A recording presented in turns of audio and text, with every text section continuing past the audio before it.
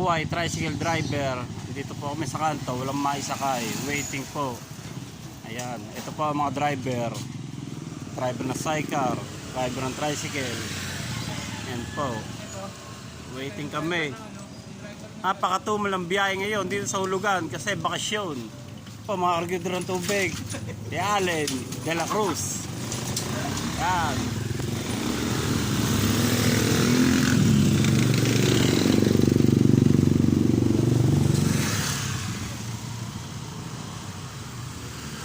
buhay namin tricycle driver ay minsan tama sa pasero, minsan wala.